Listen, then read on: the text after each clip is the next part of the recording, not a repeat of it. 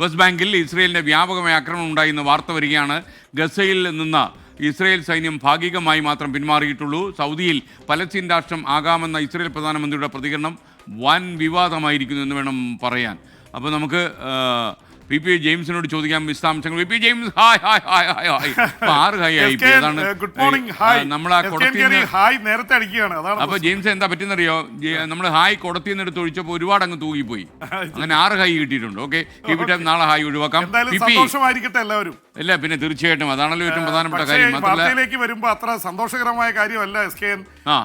Israel Hamas യുദ്ധം ഏതാണ്ട് വെടിനിർത്തലിൽ എത്തി നിൽക്കുകയാണ്. ബന്ദികളെ അങ്ങോട്ടും ഇങ്ങോട്ടും കൈമാറിക്കൊണ്ടിരിക്കുന്നു. നമ്മൾ ആശ്വസിച്ചുകൊണ്ടിരിക്കുമ്പോഴാണ് വേറൊരു സ്ഥലത്ത് ഇസ്രായേൽ യുദ്ധമുഖം തുറന്നിരിക്കുന്നത്. വെസ്റ്റ് ബാങ്കിൽ, അധിനിവേശ വെസ്റ്റ് ബാങ്കിൽ. എല്ലാ കാലത്തും ഇസ്രായേലും പാലസ്തീനും തമ്മിൽ ഏറ്റവും കൂടുതൽ പ്രശ്നം നടക്കുന്നൊരു മേഖലയാണ് വെസ്റ്റ് ബാങ്ക്.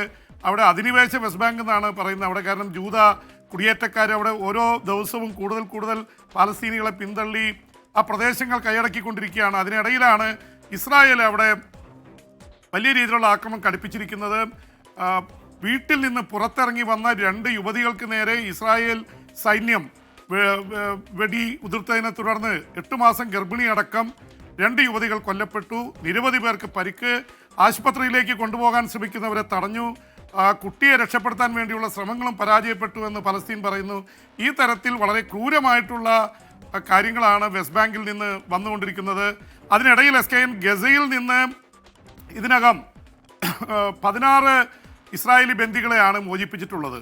33 പേരുണ്ടെന്ന് പറയുന്നു. അതിൽ 8 പേർ കൂടി കൊല്ലപ്പെട്ടു എന്നാണ് ഇസ്രായേൽ പറയുന്നത്. അങ്ങനെയാണെങ്കിലും 23 പേര്, ഇനിയും 23 പേര് ജീവനോടെയുണ്ട്. അതിൽ 16 പേരെയാണ് മോചിപ്പിച്ചിട്ടുള്ളത്. അതുപോലെ 566 പാലസ്തീൻ തടവുകാരെയാണ് ഇസ്രായേലിൽ നിന്ന് മോചിപ്പിച്ചിട്ടുള്ളത്.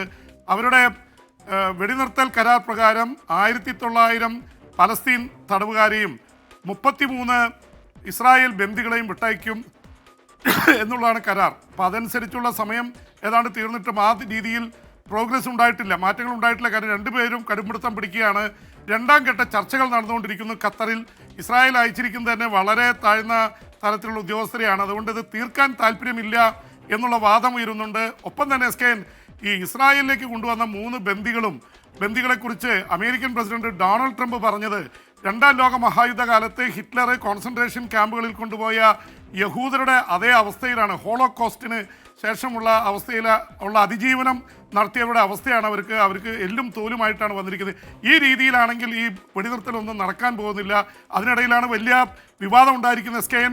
ഇസ്രായേൽ പ്രധാനമന്ത്രി ബെഞ്ചമിൻ നെതന്യാഹു പറഞ്ഞിരിക്കുന്നു സൗദിയിൽ പാലസ്തീൻ രാഷ്ട്രം വേണമെങ്കിൽ ആയിക്കോട്ടെ. തമാശയായിട്ടാണ് പറഞ്ഞെങ്കിലും സൗദി പ്രതിഷേധിച്ചു, അറബ് ലീഗ് പ്രതിഷേധിച്ചു. ഇസ്രായേലിനെ അനുകൂലിക്കുന്ന ചില അറബ് രാജ്യങ്ങൾ വരെ പ്രതിഷേധിച്ച് രംഗത്തെത്തിയിരിക്കുകയാണ് എസ്കെൻ.